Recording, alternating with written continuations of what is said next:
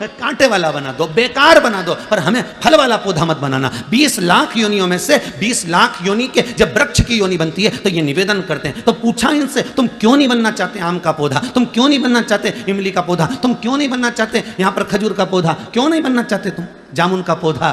तो वृक्ष कहते हैं हम पल पोस कर बड़े होते हैं, बड़ी मुश्किल से तो खड़े रहते हैं, पानी में, गर्मी में, ठंड में खड़े हुए हैं, उसके बाद भी हर साल लोग आते हैं और पत्थर मार मार कर जाते हैं। ये सहन नहीं हो पाता है, ये सहन नहीं हो पाता।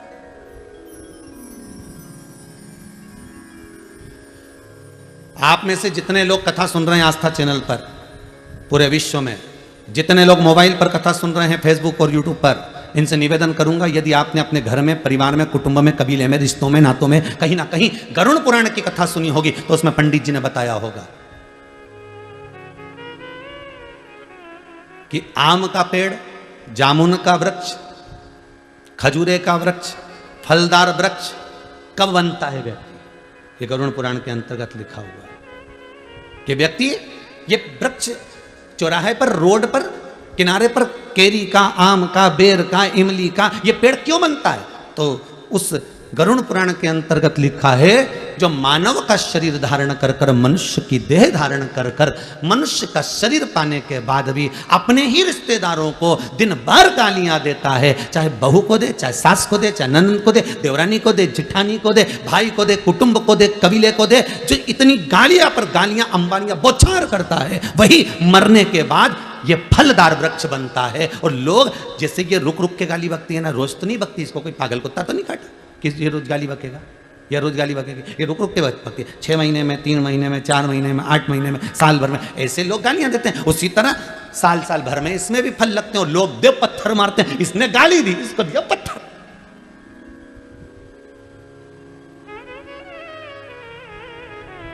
ना सास समझ पाती है कि मैं बहू को गाली ना दूं, ना बहू समझ पाती है कि मैं सास को ताने ना दूं। दोनों अगर ये समझ जाए ना, यीशु महापुराण के पहले दिन की कथा ही समझ गए नहीं तो समझ लो जिंदगी सवर गई। कि हमने गाली दी और बेर का पेड़ बने और लोगों ने पत्थर दिया और एक बार में काम नहीं चलेगा, कितने समय तक ठूट जैसे बड़े बड़े। हमने आप शब्द किया, वो विक्रम और बेताल की कथा याद कर लो, तू बोला और मैं चला, उतने में समझ जा। हमने किसी को अपशब्द कहा, हमने किसी को ताना दिया, हमने किसी को गाली दी, हमने किसी के लिए अपशब्द कहा, बस समझ लेना इमली का पेड़ बनने वाले हो, बस बेर का पेड़ बनने वाले हो, केरी का पेड़ बनने वाले हो। और ऐसी जगह भगवान लगाएगा कि लोग पत्थर मार के जाएंगे और पत्थर खाए बगैर तुम मानने वाले नहीं हो, क्योंकि तुम्हारे मुख से अपशब्द इतने निकल गए, ताने इतने निकल गए, गालियां इतनी निकल गई कि संबोधन किससे? जैसे तुमने बौछार करी वैसे पत्थर की बौछार होती।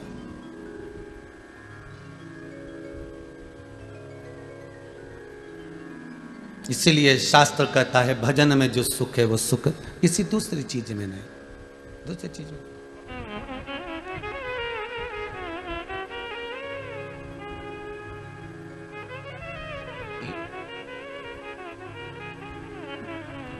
ये चंडीगढ़ के रमेश कुमार जी अगर कथा करवा रहे हैं, इन्होंने आशीष जी को लिखकर भेजा है, समीर जी को।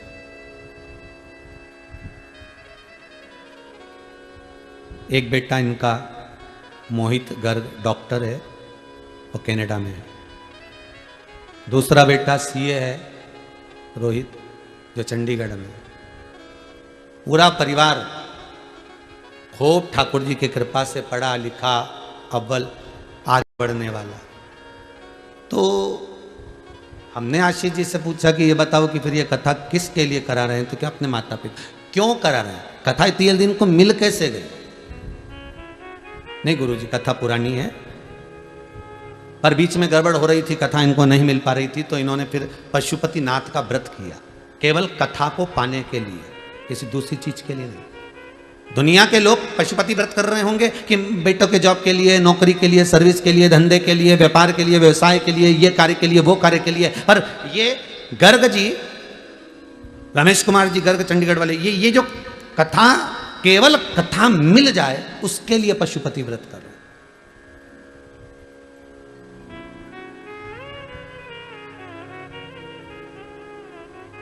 और देखिए कैलाश मानसरोवर की इन्होंने यात्रा करी तो भी वहां विनती करके आए, एक बार बस बाबा कृपा करना। एक बार कृपा ऐसी हो जाए कि बस शिव महापुराण की कथा का रस तत्व मिल जाए। कुछ मांगना नहीं है, मांगा किसको है? परमात्मा को। मांगा किसको है? केवल परमात्मा को। और वो परमात्मा का चरणारविंद का अगर सुख मिल गया तो जीवन में कोई दूसरे सुख की जरूरत ही नहीं। मिलता है सच्चा सुख केवल भोलेनाथ तुम्हारे चरणों में, शंभुनाथ तुम्हारे चरणों में। वो जीवन का सुख मिल जाए बस, बहुत उतना। वो सुख सर्वप्रथम।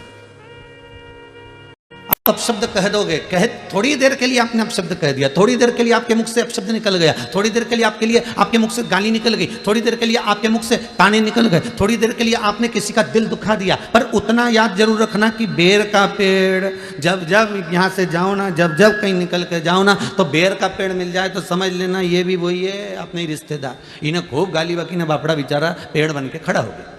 जब तुम इमली का पेड़ देखो तो तुम्हारे मुख पे आ जाना चाहिए ये इमली का पेड़ नहीं, ये कोई बेचारा है जिसने खूब गाली बकी ने इमली का पेड़ बन गया। जब तुम खजूर का पेड़ देखो तो समझ जाना इसने खूब गाली, जब तुम जामुन का पेड़ देखो तो समझ जाना इसने खूब गाली बकी। अर्थात इसको पत्थर जो मिल रहे हैं ये उसी के फल मिल रहे हैं जो इसने करा है।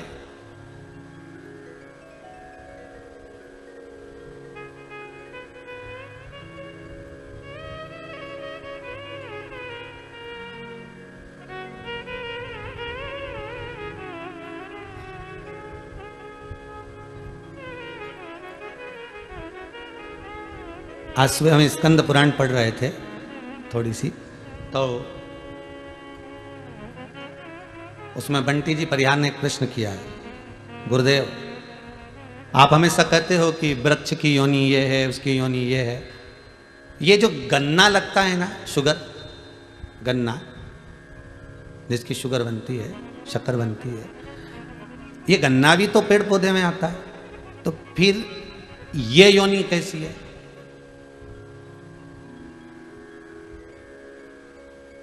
तो देखिए भैया, जितने लोग टीवी के सामने बैठे बड़ा ध्यान दीजिएगा कि गन्ने की भी तो योनि हुई ना, फिर ये योनि कैसी? आपने दुर्वा की कही, आपने तुलसी की कही, आपने बड़ की कही, आपने पीपल की कही, सब कुछ। तो ये जो गन्ना है जिसको लोग जूस निकाल कर पीते हैं, गन्ने का रस पीते हैं, इसकी योनि क्या? इसका भी वर्णन मिलेगा भविष्य पुराण में, स्मरण करिएगा थोड़ा सा, जहां नरकों का कथन लिखा है उसमें आपको मिल जाएगा। ये जो गन्ना है ये कोई साधारण नहीं है। ये कौन सी योनि है? तो कहा जो व्यक्ति किसी साधारण व्यक्ति को, साधारण व्यक्ति को,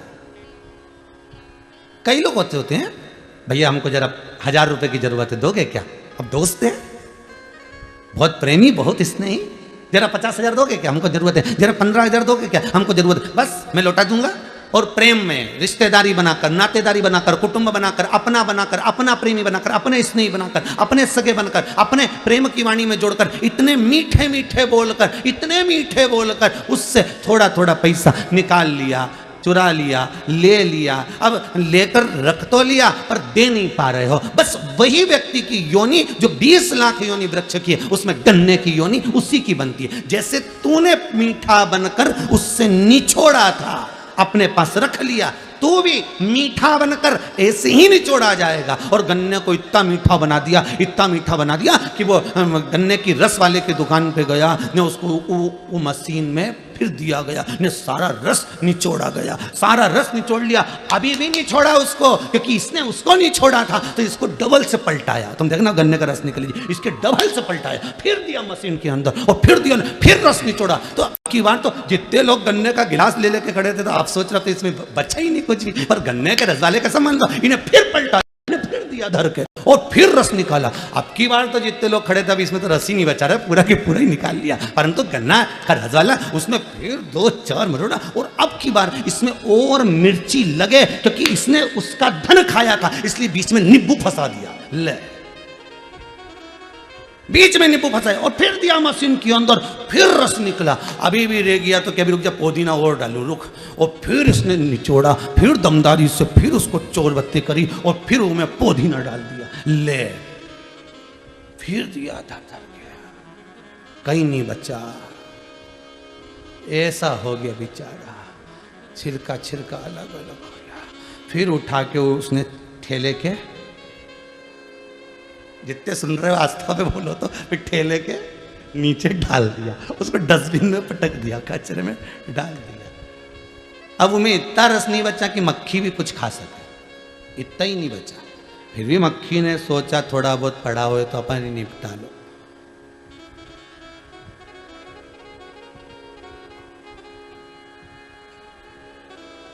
अब कहा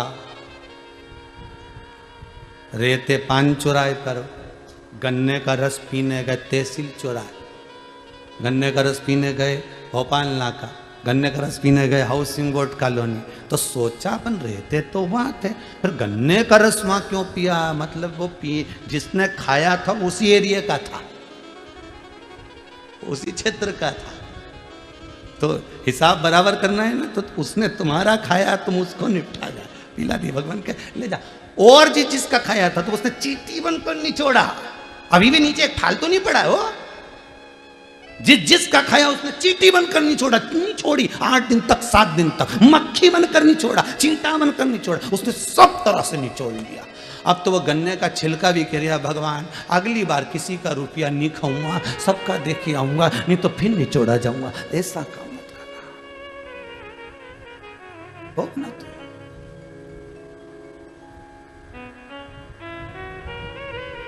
मान लो किसी का ले भी लिया है तो हाथ जोड़कर कहना साहब, उस शंकर से कहना, शंभो से कहना, मेरे ओ घड़ी मेरे विश्वनाथ मेरे शंभो से कहना, मरना मारना है, मेरे को मरना है, प्राण छूटना है, संसार में जो आया है वो मरेगा, पर निवेदन इतना सा है जब तक मैं किसी का चुका ना दूं तब तक उठाना मती नाक, मेरे को गन्ना नहीं बनना है। भगवान से कहना मुझे ऐसा।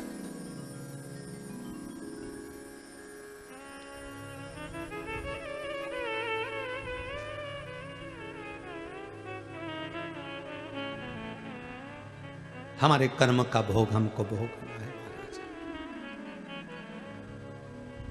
कोई दूसरा नहीं भोगेगा, कोई दूसरा नहीं, पत्नी नहीं भोगेगी, बच्चे नहीं भोगेंगे, कोई नहीं भोगेगा, भोगना आपको है। ऐसा कर्म करते चलना जिंदगी में जिसमें सुख का अनुभव हो आपको, ये दिल, ये हृदय, ये चित्त, ये वृत्ति बड़ी आनंदित हो आपकी, आपको बड़ा सुकून मिले, आपको बड़ा आनंद मिले, ऐसी जिंदगी जीना, ऐसा जीवन।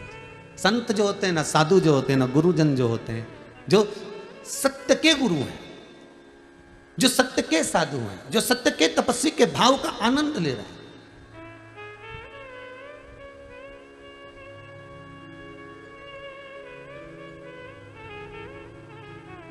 जो सतगुरु होता है वो होता ही अलमस्त, उसको किसी से मतलब नहीं होता साहब, वो अपनी जिंदगी मस्त जीता है। इसलिए गुरुजन कहते हैं भगवान के चरणारविंद के रसास्वादन के बिना कोई सुख नहीं है, भगवान की कथा के बिना कोई आनंद नहीं है, भगवान के चरणारविंद के बिना कोई रसास्वादन नहीं है। दुनिया का सर्वाधिक सुख की अनुभूति अगर कहीं होती है तो वो परमात्मा के चरण के, इसके सिवा मिलता है सच्चा सुख केवल भोलेनाथ तुम्हारे चरणों में, शंभुनाथ तुम्हारे चरणों में, यह विनती है पल पल छिन छिन रहे ध्यान तुम्हारे चरणों में, रहे ध्यान तुम्हारे चरणों। चाहे कांटों पर मुझे चलना हो, चाहे छोड़ के देश निकलना हो, चाहे कांटों पर मुझे चलना हो, चाहे देश निकलना हो, चाहे कांटों पर मुझे चलना हो, चाहे छोड़ के देश निकलना हो, चाहे कांटों घाटों पर मुझे चलना हो, चाहे छोड़ के देश निकलना हो, पर मन नहीं डगमग मेरा हो, पर मन नहीं डगमग मेरा हो, रहे ध्यान तुम्हारे चरणों में, रहे ध्यान तुम्हारे चरणों में। है पल पल छिन छिन यही गिनती है, पल पल छिन छिन रहे ध्यान तुम्हारे चरणों में, रहे ध्यान तुम्हारे चरणों में।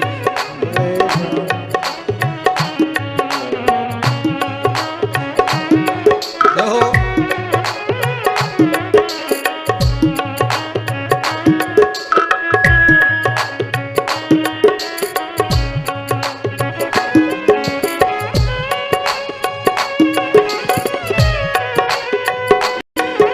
हर बोले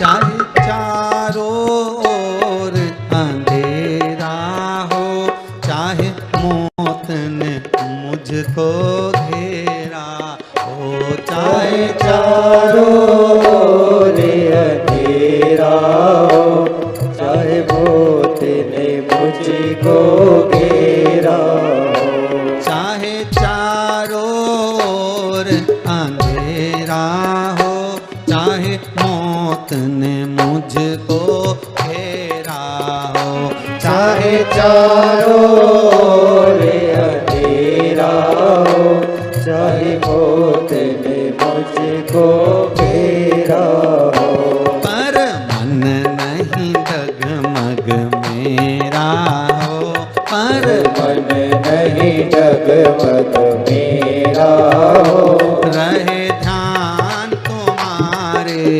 चरणों में, रहे ध्यान तुम्हारे चरणों में।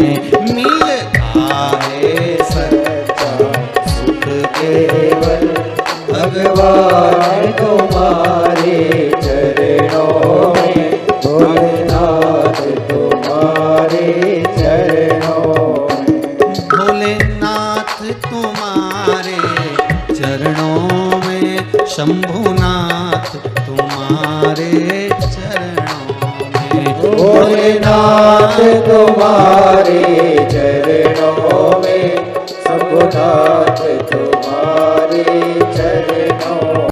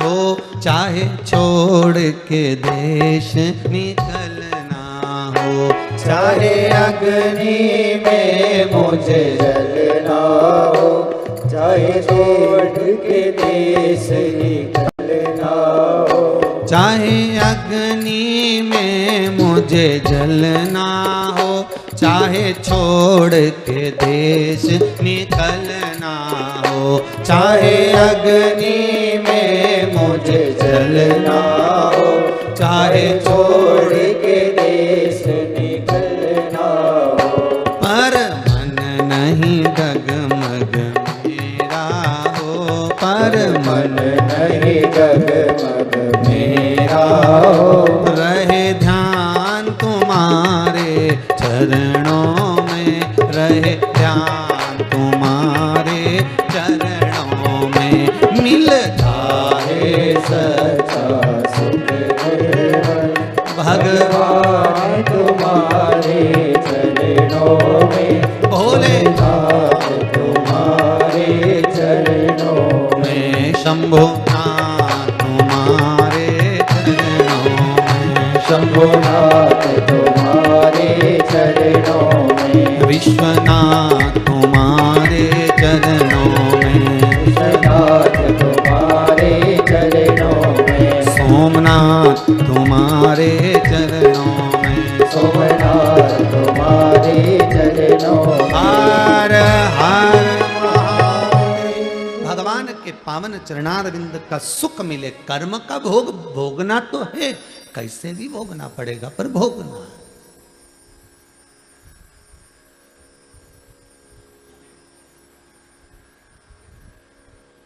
एक वृक्ष को कभी भी उसके पत्ती के नाम से नहीं जानते। जानते हैं क्या? जानेंगे तो क्या कहेंगे साहब, ये फूल के नाम से, ये चंपा का फूल का पौधा है, ये मोगरे का पौधा है, ये चमेली का है, या नाम से जानेंगे उसके फल से, ये संतरे का है, नींबू का है, आंवले का है। किसके नाम से जाना? उसके फल के नाम। या तो जाना फल के नाम से, या जाना उसके फूल के नाम से। फल हो, फूल हो, उसके नाम से उसको पहचान जाते। किसी पौधे को पत्ती के नाम से नहीं पहचानते कि ये इसकी पत्ती है, इससे फल और फूल के नाम से। उसी तरह संसार में आप कैसा भी कर्म कर, जैसा भी आप बोल रहे हो, चाल रहे हो, व्यवहार रख रहे हो, उससे कोई फर्क नहीं पड़ता। संसार में यदि आपको लोग जानेंगे तो आपके कर्म से जानेंगे। पहले कथा में कहा था, व्यक्ति बनना सरल है पर व्यक्तित्ववान बनना कठिन है।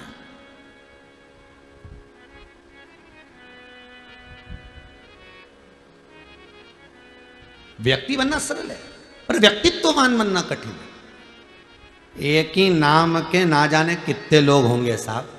भेरू भेरू भेरू भेरू निकालो तो सारी संसार में ढेर भेरू।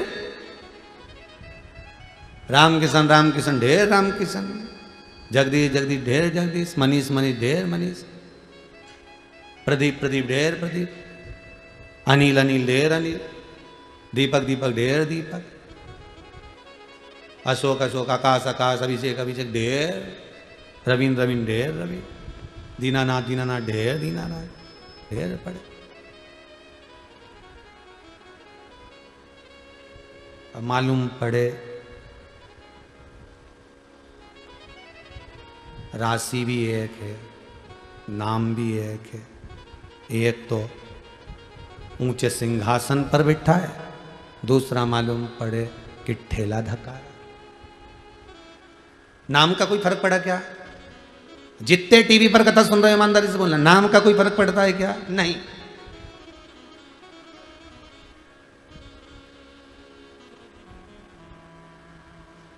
फिर वो वाली कथा आ गई। एक पत्नी के पति का नाम था ठनठन पाल। अब वो पत्नी से हमेशा जितने भी सोसाइटी में लोग रहते थे ना, कॉलोनी में, सब कहते थे मिसेस ठनठन पाल। अब उसको बहुत गुस्सा आता था कि मेरे पति का नाम ये ठनठन पाल, बहुत बुरा लगता मुझे।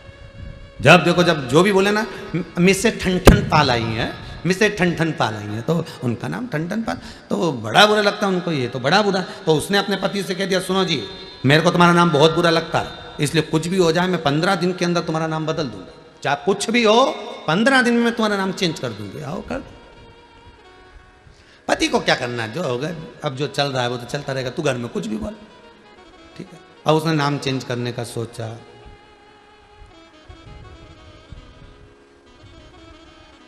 आगे गई एक बार मार्केट घूमने की, कोई अच्छा नाम ढूंढ के आऊं। जाते जाते उसने एक बुढ़िया को देखा, झाड़ू लगा रही थी, कचरा बीन रही थी सुबह सुबह। पूछ लिया, तुम्हारा नाम क्या है? लक्ष्मी। इसके मन में आया, बताओ गजब, बहुत बढ़िया। और आगे गई,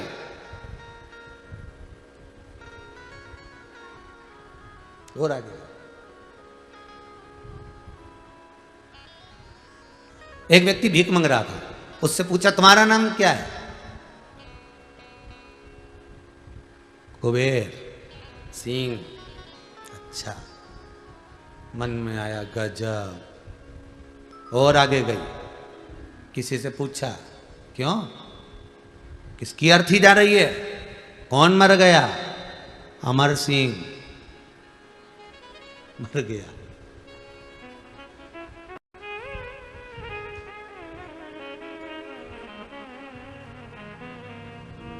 घर वापिस आ गई, वापिस। मोहल्ले के लोगों ने पूछा, क्यों, नाम मिल गया? क्या करूं ढूंढ के? लक्ष्मी झाड़ू लगाए, कुबेर भीख मांगे, अमर मर गया, इससे तो मेरा ठन ठन पाल भला। क्या करना, नाम बदलने से कुछ नहीं होगा, कुछ भी नहीं होगा।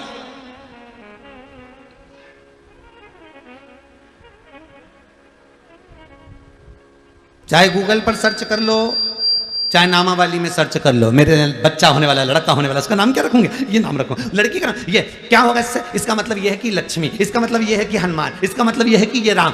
तुम रखो, नाम रखने से कुछ नहीं होगा। एक नाम के ढेर पड़े हैं, थोड़ा सा कर्म अच्छा होना चाहिए। नाम कुछ नहीं कर पाता, कर्म सब कुछ कर जाता है। एक साधारण सा गरीब सा व्यक्ति भी, एक सिंपल सा साधारण सा व्यक्ति भी अपने कर्म के कारण आगे बढ़ जाता है, अपने कर्म के प्रभाव से।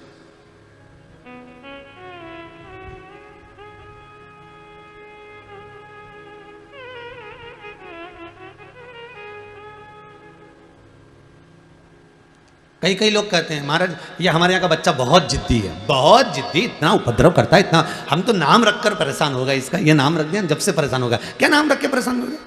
नाम से कुछ नहीं होता। जिदपन तुम दे रहे हो, चिड़चिड़ापन तुम दे रहे हो, और नाम को बदनाम कर, नाम से मतलब। यहां तो कर्म कर चलो, कर्म। और बहुत अच्छे से जान लेना, बहुत अच्छे से समझ लेना, पत्ती से नहीं पहचाना जाता कि वृक्ष कौन सा है।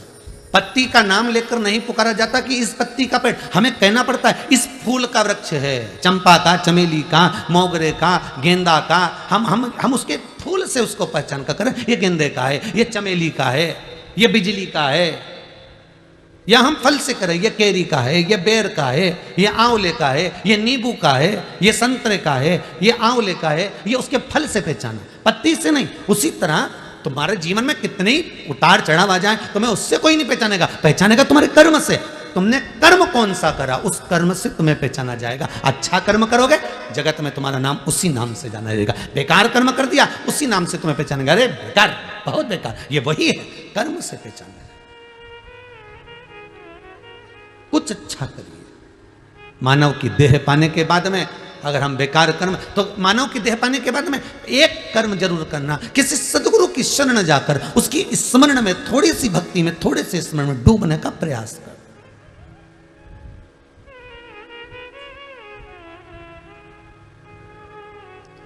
जब कथा विराम हुई इससे पहले वाली ऑस्ट्रेलिया वालों की, उसमें हमने कहा था कि इसके बाद वाली जो कथा है गुरु पूर्णिमा के नज़दीक में है, इसलिए इस कथा में गुरु चरित्रों का वर्णन करेंगे। तो एक व्यक्ति ने लिखकर भेजा व्हाट्सएप पर कि महाराज जी गुरु का होना क्यों जरूरी है, कारण क्या है। तो सीधी सीधी बात है, बादाम का छिलका ऐसे निकल ही नहीं सकता, निकाल के बता दो। बादाम के अंदर की गिरी को चोट नहीं लगना चाहिए और छिलका निकल जाना चाहिए, घिसना भी नहीं है, परेशान भी नहीं करना, छीलना भी नहीं है और छिलका निकल जाना चाहिए। तो क्या करोगे, उस बादाम को थोड़ी देर पानी में डुबक दो। क्या करना है, उस बादाम को पानी में पटक दो। बादाम जितनी देर पानी में, थोड़ी देर भी अगर पड़ गई, बादाम थोड़ी देर भी पानी में पड़ी रही, धीरे धीरे उसको हाथ में लोगे और मलोगे और छिलका निकल जाएगा। अब ना अंदर गिरी का कुछ बिगड़ा, ना किसी चीज का बिगड़ा, ना उसमें चोट लगी, ना कुछ खरोच आई, बस छिलका निकल गया। उसी तरह जैसे बादाम को पानी में पटोक कर रखा है, पानी में डाल कर रखा है, तो छिलका तुरंत निकल जाता है। उसी तरह मनुष्य देह में आए हो, मानव का यदि शरीर मिला है तो गुरु के चरण के जल में थोड़ी देर डूब कर रहोगे तो अहंकार का, लोभ का, काम का, विषय का, वासना का छिलका निकल जाएगा और गिरी गिरी रह जाएगी। और वो गिरी काम की है, वो छिलका नहीं।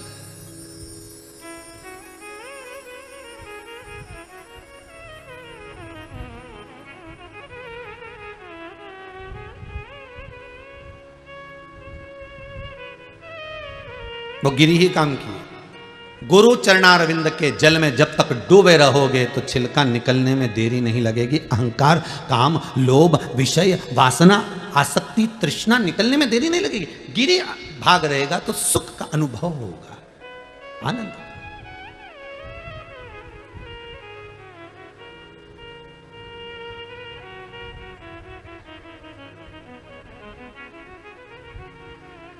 शिव महापुराण की कथा कर रही है। देवराज नाम का ब्राह्मण है, ब्राह्मण कर्म से वंचित है। ब्राह्मण कर्म से क्यों वंचित है, क्योंकि किसी सदगुरु की शरण नहीं जा पाया। बिंदुक नाम का ब्राह्मण कुल में जन्मा है, चोरी कर रहा है, धन लेकर आ रहा है, अपनी पत्नी, धर्म पत्नी को दे रहा है, पर ब्राह्मण कर्म से वंचित है। उसका कारण क्या है, क्योंकि सदगुरु की शरण नहीं जा पाया। इस कथा को सुनने के बाद आप अपनी जिंदगी में एक बात याद रखना, गुरु ढूंढना, बहुत अच्छे से ढूंढना, बहुत अच्छे से, पर जल्दीबाजी में नहीं। तुम्हारा मन, तुम्हारी बुद्धि, तुम्हारा चित्त, तुम्हारी वृत्ति जब तक नहीं कह दे कि इसको गुरु बनाना है तब तक मत बनाना, उसके बाद ही बनाना। जब दिल कह दे तुम्हारा कि ये मुझे तार सकता है, ये मुझे हरि से मिला सकता है,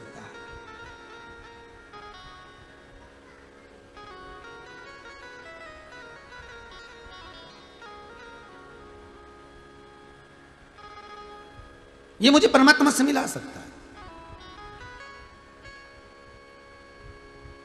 गुरु पैया पढ़ू हरि से मिलाए दीजो जी, मिलाए दीजो जी, मिलाए दीजो जी, मिलाए दीजो जी, मिलाए दीजो जी। गुरु पैया पढ़ू हरि से मिलाए। बस वो सदगुरु की शरणागति। देवराज ब्राह्मण होकर ब्राह्मण कर्म से वंचित है, बिंदुक ब्राह्मण होकर ब्राह्मण कर्म से वंचित है। देवर्षि नारद ऋषि के पद पर बैठने के बाद भी अगर गुरु मंत्र नहीं ले पाए तो ऋषि पद से वंचित है।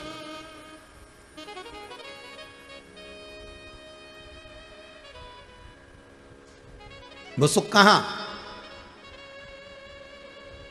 वो आनंद की अनुभूति कहां?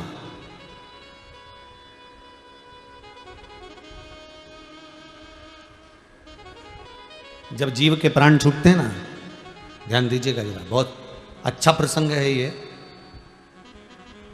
जिस समय प्राण छूट रहे होते हैं, जिस समय पर प्राण जा रहे होते हैं, प्राण छूटते हैं व्यक्ति के,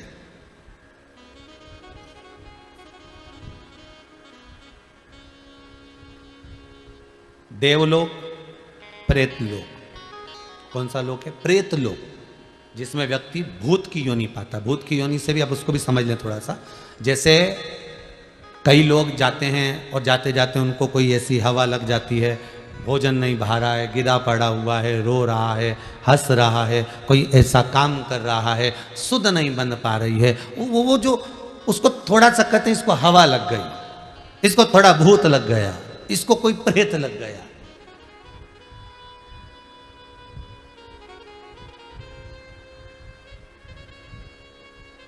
ये उसमें डूब गया। गलत हवा, गरुड़ पुराण में लिखा, प्रेत लोक देवलोक, गलत हवा, प्रेत, पितर आदि जितनी भी हवाएं होती हैं, आपको पहले भी वर्णन करा एक कथा के अंतर्गत, जो 49 पवन होती, ये जितनी पवन होती है, इसमें कुछ पवन तो अच्छी होती है और कुछ पवन बेकार। सतगुरु मार्गी को, जो गुरु के चरणारविंद का अनुमोदन कर रहा है, गुरु का स्मरण कर रहा है, भगवत भजन कर रहा है, नाम जाप कर रहा है, नाम स्मरण कर रहा है, जिसने अपनी जिंदगी में एक बार गुरु मंत्र ले रखा है और उस गुरु मंत्र का बल उसके भीतर है, तो उसको कभी भी प्रेत बांधा, उसको कभी भी कोई गलत हवा स्पर्श नहीं कर पाती। जो गुरु मंत्र से वंचित हैं, जो परमात्मा के मंत्र से छूटे हुए हैं, गुरु की वाणी जिसके कानों में नहीं गई, श्रवण शक्ति में नहीं गई, उसके भीतर फिर गलत हवा, प्रेत बांधा उसको स्पष्ट छू सकती है। अब ये तो हो गया मृत्यु लोक का, कि मृत्यु लोक में आप पहचान सकते हो कि इसको अगर पवन लगी है, कोई चीज लग गया है, कोई चीज हो गई है, तो समझ सकते हो इसका गुरु मंत्र नहीं होगा, इसलिए इसको छू लिया। ऊपर का क्या क्रम है? इससे ऊपर जब जीव प्राण छोड़कर जाएगा और प्राण छोड़कर जाने के बाद जब ऊपर पहुंचेगा, यम की केत चढ़ेगा, चढ़ने के बाद जब पहुंचेगा, उस समय का कथन क्या कहता है? तो उस समय का कथन कहता है कि अगर एक चेले ने, एक शिष्य ने गुरु मंत्र ले लिया है और उस मंत्र का स्मरण नहीं भी कर रहा है, तो गुरु अगर एक सांकल्य भी डालता है, गुरु अगर एक मंत्र का स्मरण भी करता है, तो चेले के खाते में जाता है, शिष्य के खाते में जाता है। और शिष्य अगर एक सांकल्य डालता है, शिष्य अगर एक मंत्र का स्मरण करता है, तो उसका एक भाग गुरु के खाते में जाता है। दोनों एक दूसरे को तार रहे हैं। और गुरु मंत्र लेने के बाद में व्यक्ति अगर बेकार कर्म कर रहा है, मदिरापान कर रहा है, वेश्यावृत्ति कर रहा है, जुआ खेल रहा है, मांसाहार कर रहा है, कोई गलत काम कर रहा है, तो उसका भी भोग गुरु को भोगना पड़ता है। और गुरु अगर कुछ बेकार कर रहा है, तो वो शिष्य को भोगना पड़ेगा, भोगना तो पड़ेगा। संबंध एक हो गया गुरु और शिष्य।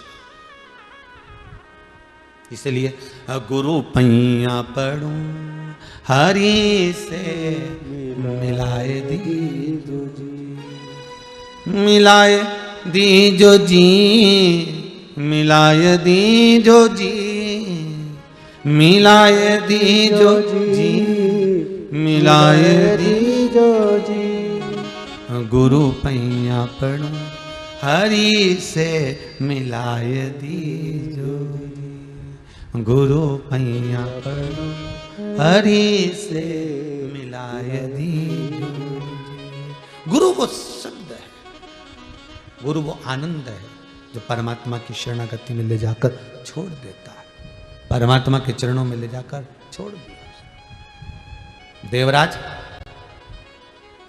चोरी कर रहा है, धन चुरा कर ला रहा है, शंकर के मंदिर में पहुंच भी गया है, तो भी शिव महापुराण में उसका मन नहीं लगा है। बिना गुरु मंत्र के जीव का चित्त भगवान की कथा में लग जाए बहुत बड़ी बात है, यह पूर्व का ज्ञान होगा इसलिए लग गया।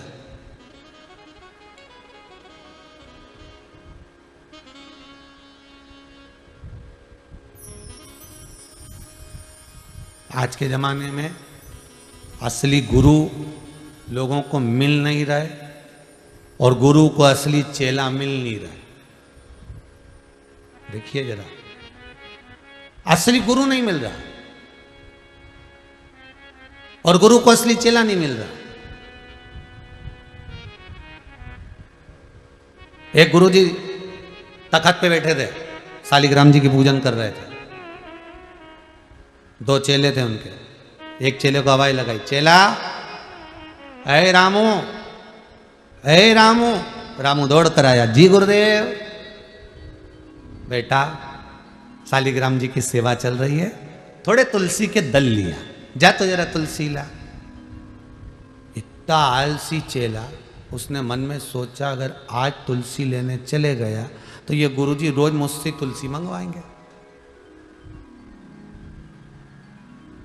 अगर आज चले गया तो गुरुजी रोज मंगवाएंगे। चेला बोला गुरुदेव तुलसी का पौधा कैसा होता है? गुरुजी ने मन में सोचा गजब का चेला, बताओ यहां आश्रम में रह रहा है और इसको तुलसी का पौधा नहीं मालूम। चल रहने दे, अच्छा। दूसरे चेलों का आवाज लगाया, किशोर, ओ किशोर, ओ किशोर।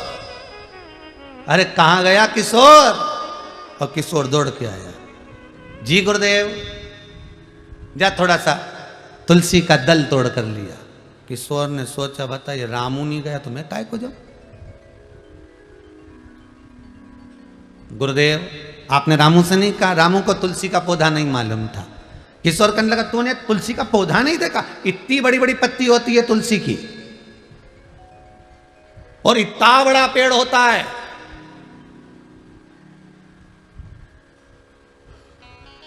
कभी नहीं देखा तूने? मेरी तो मम्मी ने दिखाया था, इतना बड़ा पेड़ और इतने बड़े बड़े पत्ते। गुरुजी ने मन में सोचा हो गया कल्याण, इसको भी नहीं मालूम कि तुलसी का पौधा कैसा है। किशोर तूने तुलसी का पौधा नहीं देखा? गुरुदेव मेरे को मालूम, मेरी मम्मी ने ऐसे ही बताया था। इसने सोचा अपन जाएंगे और अपने माथे आ गए, फिर अपन कोई बुलाएंगे बार बार तुलसी लाने के लिए, अपन भी नहीं जाएंगे। जा। अब दोनों ही चेला बड़ा आलसी, पर गुरु तो गुरु थे। दोनों बोले गुरुजी हमको नहीं मालूम तुलसी कैसी है, आप नहीं चले जाओ। गुरुजी बोले अब शालिग्राम जी की सेवा छोड़कर मैं कैसे जाऊं? तखत पे बैठे थे गुरुजी 80 किलो के, उसी पे थे शालिग्राम। उन्होंने दोनों चेलों से कहा एक आगे से उठा, एक पीछे से उठा। उठकर नहीं जाऊंगा, सेवा कर रहा हूं, उठाओ। और दोनों ने उठाया, दम लगा के ऐसा, दम लगा के ऐसा। गुरुजी को तोक के तखत समेत ले गए। तुलसी जी के क्यारे, ये बस बस बस, रोको रोको रोको रोको रोको, अब तोड़ के लाओ। तुलसी दल लाए, गुरुजी को दिया। गुरुजी ने शालिग्राम जी के चढ़ाया। गुरुजी बोले ले चलो वापिस, वापिस ले चलो। इन्हें फिर उठाया और उठा के ले जाके फिर तखत को रखा। गुरुजी बोले बेटा तुलसी का पौधा भूलोगे तो नहीं? चेला उन बोला तब जिंदगी भर नहीं भूल। 80 किलो का तुम, 40 किलो का तखत उठाए उठाए हमारी नानी याद आ गई और कह रहे भूलोगे तो नहीं। अब ये तुलसी का पौधा हमारा बाप नहीं भूला, कभी जिंदगी में नहीं भूला। यह तुलसी का भूलोगे तो बस ऐसी होती है तुलसी। रामू बोला गुरुजी मेरे को मालूम होता हम पहले तोड़ रहा था, हालत खराब करने से अच्छा मेरे को पहले ही मालूम होता मैं पहले तोड़ रहा था। किशोर बोला मैंने तो सुबह तो नाश्ता करा था, समझ गया, मुझे क्या मालूम था कि तुलसी का पौधा इतना छोटा सा होता। गुरुजी अब तो देख लिया, अब देख लिया। गुरु पैया पढ़ू हरि से मिलाय दी जोरी। गुरु गुरु होता है, चेलो दंडी होते, पर चेलों के लिए सदगुरु ही मार गए, सदगुरु मार।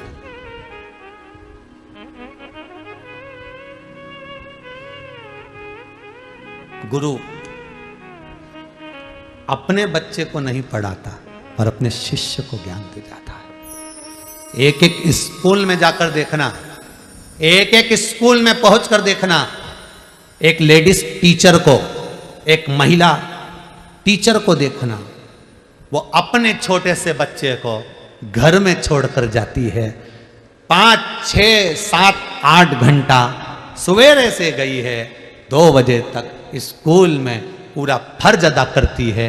उसका बच्चा घर में रो रहा होता है, जिद कर रहा होता है, माता को याद कर रहा होता है, माँ भी बिलखती है, बच्चे की याद आती है, तो भी स्कूल में कलम उठाकर बोर्ड पर लिखकर अपने बच्चों को ज्ञान देती रहती है।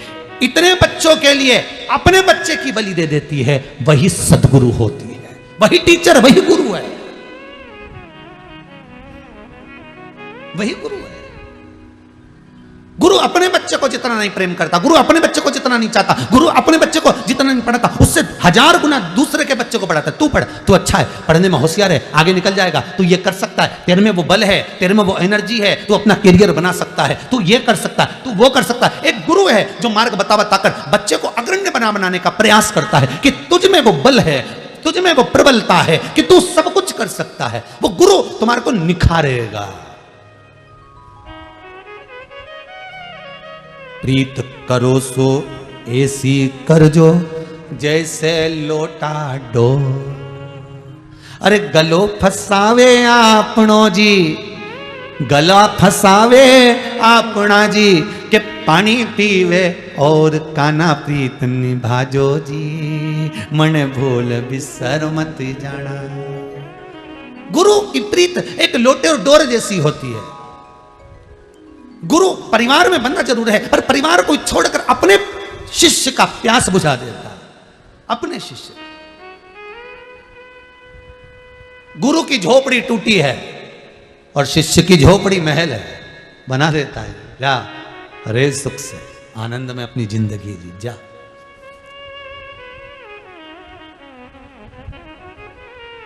जा सुख की जिंदगी।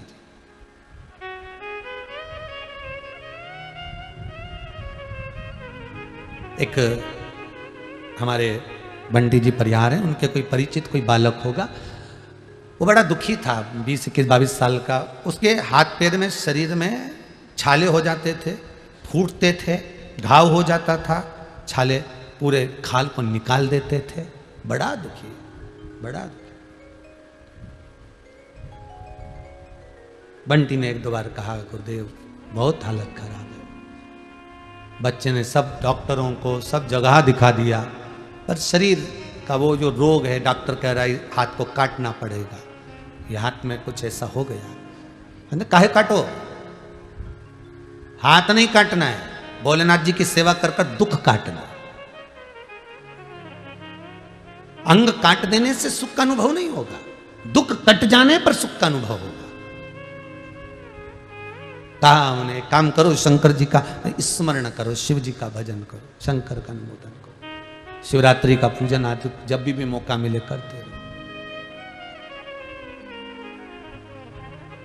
बड़ा सुख है, बड़ा आनंद है। जब देखा, अब सूचना जब मिली कि गुरुदेव उसका हाथ अब पूर्ण तरह से सही हो गए, अब शरीर ठीक हो गया, उसमें आनंद की अनुभूति है, उसमें सुख का एक भान है, आनंद का एक भान। कुछ दे ना दे गुरु, पर यह पक्का है कि वो परमात्मा से मिलन कराने का प्रयास जरूर कर सकते, वो प्रयास करेगा। प्रीत करो सो ऐसी कर जो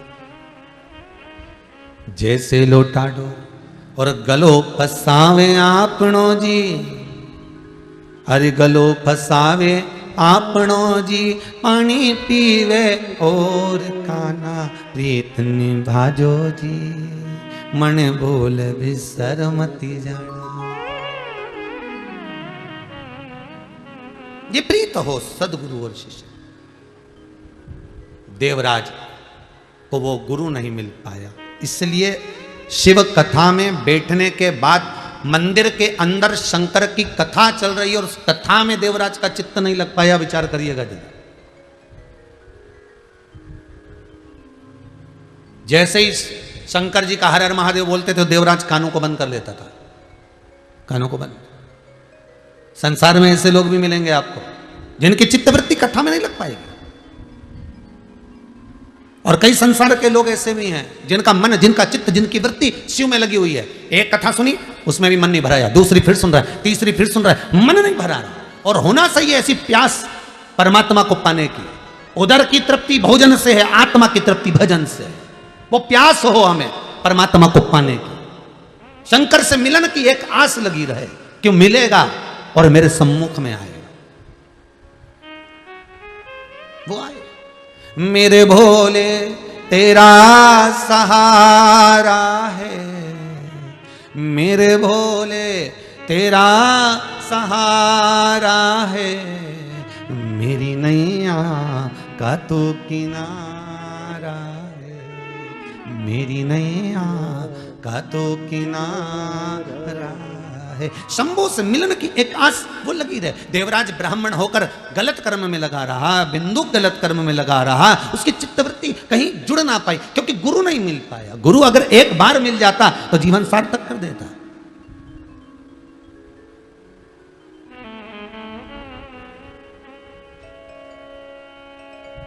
एक बार अगर मिल गया गुरु तो फिर जीवन सार्थक। नहीं मिला,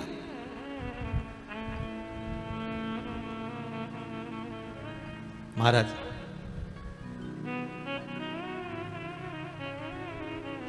एक ही है संसार में जो तुम्हारे मुख पर तुम्हारे दोष बता सकता है।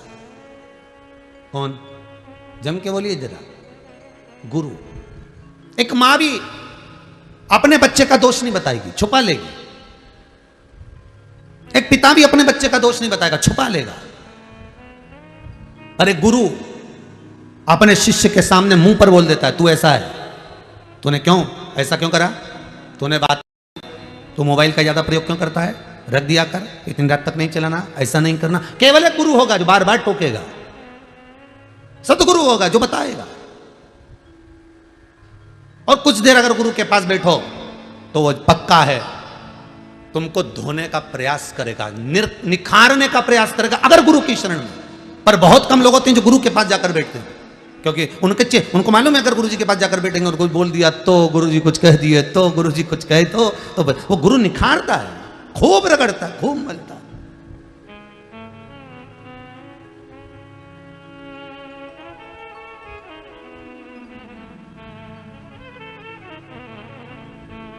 एक छोटे से टुकड़े कांच को हीरा बनाने का प्रयास केवल गुरु करता, घिस घिस कर, घिस घिस कर, घिस घिस कर।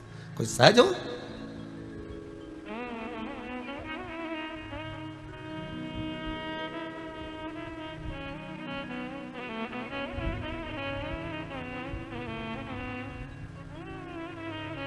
रुक्मणी जी को भगवान कृष्ण नहीं मिलते।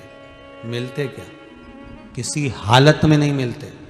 शिशुपाल बारात लेकर आया था, तैयारी हो गई रुक्मणी जी को शादी की, नगर सज गया, रुक्मणी जी के भी सारे सास सज गए, पूरे नगर में 15 दिन पहले से साज और धाज लग गए। रुक्मणी को कृष्ण नहीं मिलते। अगर सतगुरु ना मिलते रुक्मणी को, फिर रुक्मणी के एक बार रुक्मणी जी जब श्रृंगार करी और श्रृंगार कर कर एकांत में बैठी थी, तब रुक्मणी के गुरु आ गए और गुरु जी ने पूछ लिया, बेटा रुक्मणी, अये रुक्मन, ए रुक्मी, नरेश की पुत्री रुक्मणी, तू एकांत में बैठी रो रही है बेटा, क्या हो गया? गुरु बड़ा विचित्र होता है, दिल की बात को तुरंत जान जाता है। क्या हो गया तुझको, तू क्यों रो रही है?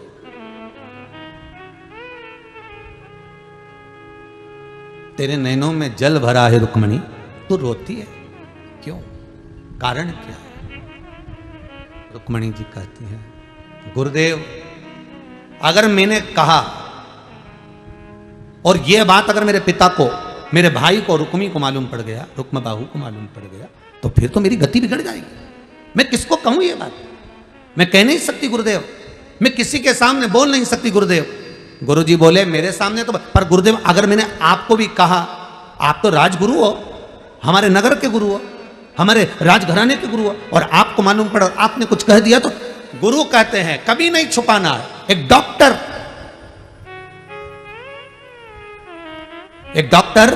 एक रसोईया, एक सदगुरु, इन तीन से कभी नहीं छुपाना। डॉक्टर से अगर रोग छुपाओगे तो बीमारी बढ़ेगी, आपने अगर रोग छुपा लिया तो बीमारी बढ़ना है। सब बता दो, सब जो जो हो रहा है सब बताओ, तो भी इलाज कर सकता है।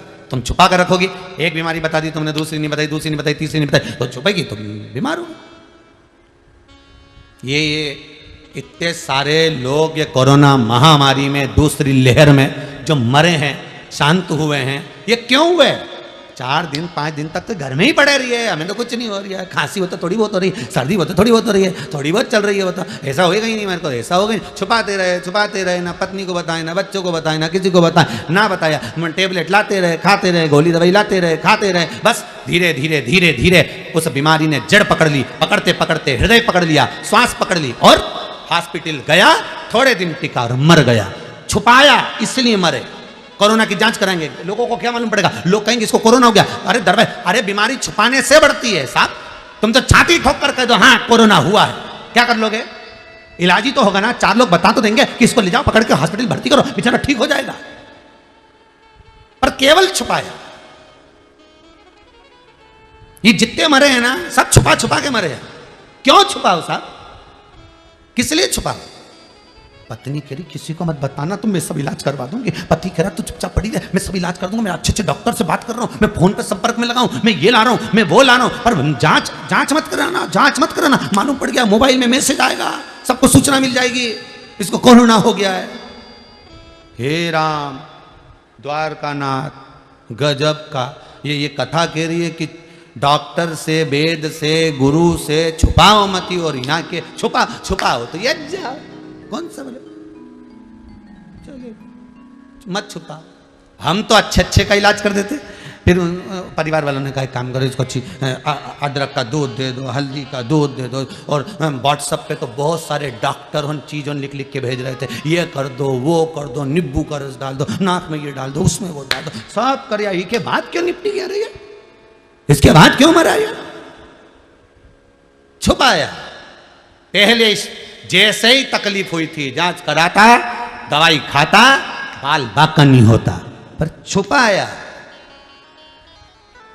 गुरु से क्या छुपाना, सदगुरु से क्या छुपाना, डॉक्टर से क्या छुपाना? यही तो शिव पुराण कह रही है कि छुपाना क्या है।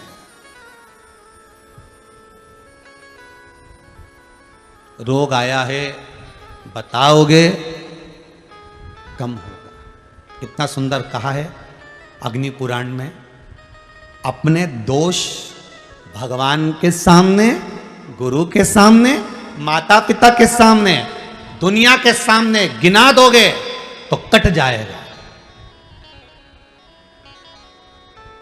पाप दोष परमात्मा को, गुरु को बता देने पर कट जाता है।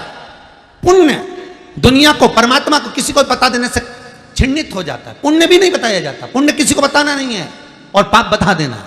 मैंने झूठ बोला है साहब, आज मैंने छल करा है साहब आपके साथ में, मैंने आपके 200 रुपए ज्यादा ले लिए, मैंने आपके 100 रुपए ज्यादा ले लिया, या आप वापिस ले लिए, मैंने छल करा है साहब आपके, बता दिया, पाप कट गया, दुख कट गया। आपको भी नहीं छलेगा, वो भी नहीं छलेगा। पर हम अपने दोष नहीं बताते, हम अपना भाग बताते। मैंने तुम्हारे लिए ऐसा करा, मैंने तुमको ऐसा करा, मैंने तुम्हारे लिए ये किया, मैंने तुमको ये कर दिया।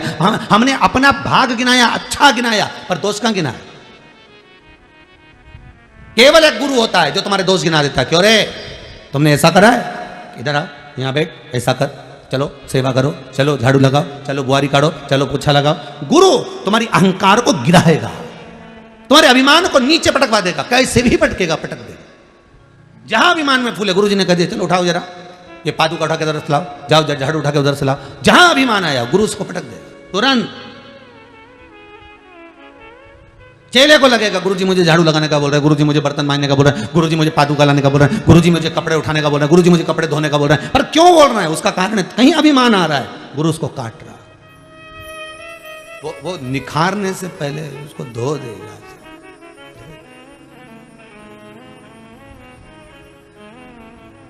निखारना है उसको। कितना सुंदर लिखा है अग्नि पुराण में, स्वयं व्यक्ति 7 जन्म भी ले ले तो भी अपने दोष निकाल नहीं सकता। कितने जन्म? जितने टीवी के सामने बैठे आस्था चैनल पर, 7 जन्म भी ले ले, अग्नि पुराण कहती है, तो भी व्यक्ति अपने दोष नहीं निकाल सकता। 7 जन्म भी ले ले तो दोष नहीं निकाल सकता। शिव पुराण, अग्नि पुराण, लिंग पुराण कहती है, नर्मदा पुराण कहती है, व्यक्ति केवल एक है और वो है गुरु। 7 जन्म नहीं लेने देता किसी को, दोष निकाल कर सामने रख देता है कि तेरी ये गलती है, तूने ये किया है, तू ये कर चुका है, अब तू सॉरी कह ले, अब तू संबोधन में क्षमा मांग ले। बस गुरु ने निकाल कर रख दिया। गुरु 7 जन्म भी नहीं लेना हमको। 7 जन्म तक अग्नि पुराण कहती है कि 7 जन्म ले ले तो दोष नहीं निकाल सकता मनुष्य अपने, और गुरु एक ऐसा, वो दोष निकाल कर सकता। देवराज शिव मंदिर में बैठा है, शंकर के मंदिर में बैठकर भी कानों को बंद कर लेता है, कथा में रस तत्व नहीं आता उसको, कथा नहीं सुनता, वो श्रवण नहीं कर पाता। एक अमृत की अनुभूति है गुरु चरण में। जैसे जिद करने वाले व्यक्ति का एक ही इलाज है, बेलपत्री के वृक्ष के नीचे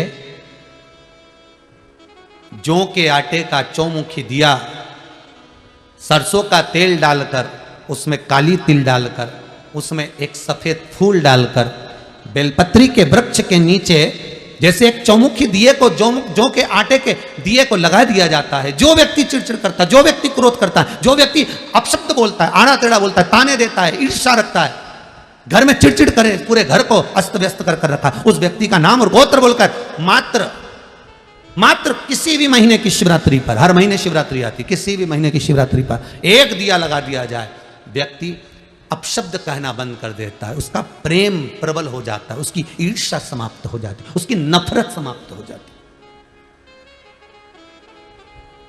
ईर्ष्या नफरत समाप्त हो जाती है। उसी तरह जैसे बेलपत्री के वृक्ष के नीचे जौ के आटे का दिया लगाने पर नफरत समाप्त होती है, ईर्ष्या समाप्त होती है, उसी तरह शंकर का ये शिव महापुराण की कथा कहती है कि गुरु के चरणों में जाने पर जीव का अहंकार, काम, लोभ, आसक्ति, वृष्णा, तृष्णा सब समाप्त। रुक्मणी तू रो रही है क्यों? मैं बता नहीं सकती। आप राजगुरु हो, आप राजगुरु हो, और राजगुरु के सामने अगर मैं बोलूंगी और कल पिता को या भाई को मालूम पड़ गया तो ओहो रुक्मणी क्या सोचती है तू, क्या विचार करती है तू? मालूम नहीं है रुक्मणी गुरु कैसे, गुरु जन से छुपाया नहीं जाता, गुरु के आगे क्या छुपाना है, क्या छुपाना। रुक्मणी को कृष्ण नहीं मिलते साहब अगर गुरु ना होते, अगर गुरु ना होते तो रुक्मणी को कृष्ण मिलना बहुत कठिन। कर्म को काटने वाला, परमात्मा से मिलाने वाला कोई सदगुरु ही होगा।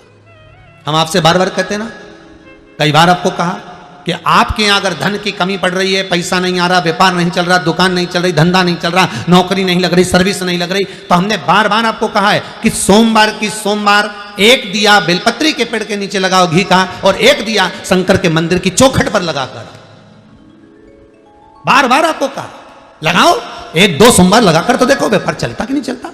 उस पर विश्वास रखकर लगाओगे, सुख मिलेगा, आनंद की अनुभूति होगी।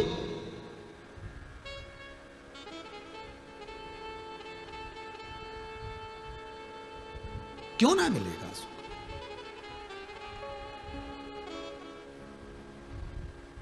रुक्मणी तू रो रही है? हाँ गुरुदेव मैं बता नहीं सकती, पर गुरुजी करे बताना तो पड़ेगा, नहीं बताएगी तो हल कैसे निकले, बता क्या बात है। तब रुक्मणी जी रोते रोते गुरु चरणारविंद को पकड़ ले, गुरु चरण को पकड़ा रुक्मणी। बोल रुक्मणी, रुक्मणी जी कहती है, रुक्मणी जी बोलती है, रुक्मणी जी कह रही है गुरुदेव बात इतनी सी है, मेरे हृदय में कृष्ण बैठे हैं, क्योंकि मैंने बाल्यावस्था से कृष्ण को अपना माना, कृष्ण को मैं अपना मानती, पर मेरे भाइयों ने मेरा विवाह शिशुपाल के साथ पक्का कर दिया। अब आप बताएं मैं कृष्ण को चाहती हूं, विवाह उनसे करूंगी, और कैसे शिशुपाल से विवाह करूं? भगवान बोले, गुरुजी बोले इतनी सी बात। अब गुरुजी हल निकाल दी, देखो कितनी जोरदार, इतनी सी बात। अगर कृष्ण तुझे चाहते हैं तो रुक्मणी जी बोली मैं ये नहीं कहती कि कृष्ण मुझे चाहते, मैं तो इतना कहती हूं कि मैं कृष्ण को चाहती हूं।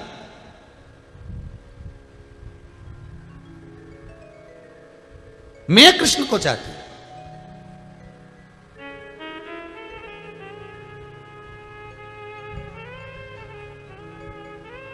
ओहो, भगवान बोले फिर तो विवाह, वही का तो टेंशन है, उनको तो मालूम ही नहीं कि मेरा विवाह हो रहा है, और मैं उनको इतना स्नेह करती हूँ ये भी नहीं मालूम उनको। तो गुरुजी बोले फिर तो ये बड़े गजब की बात है, फिर तो तेरा विवाह शिशुपाल के साथ हो गई होगा। तो इतने में रुक्मणी जी बोली फिर तुमने गुरु मंत्र काय को दिया, ये तो बता। अभी तो बोले थे कि गुरु के आगे सब कह देना चाहिए, और गुरु के आगे कह दिया तो अब आपका फर्ज है निभाना। गुरु जी बोले अब भूल मती, ये ले एक सुंदर सा पत्र लिख दे और सुन, जो तेरे दिल में है सब लिख दे, बाकी का मैं निपट लूंगा। और रुक्मणी जी ने सतगुरु मेरो संदेश हरि से जाए सुना दे, मेरी नैया पड़ी रे मझधार, गुरु जी इसे पार लगा दे। पत्र लिखा, सब लिख दिया। मैं तो द्वार द्वार पर हारी, पर सब कोई मिलते भिकारी। मैं तो द्वार द्वार पर हारी, पर सब कोई मिलते भिकारी। एक दाता द्वारिका नाथ, मुझे तेरे पास बुला लेना। सतगुरु मेरो संदेश हरि से जाए सुना देना।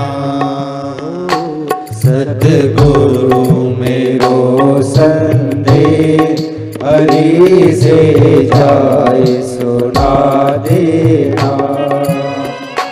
सतगुरु मेरो संदेश हरि से जाए सुना देना। सतगुरु, सब गाइए, प्रेम से गाइए। संदेश हरि से जाए सुना देना।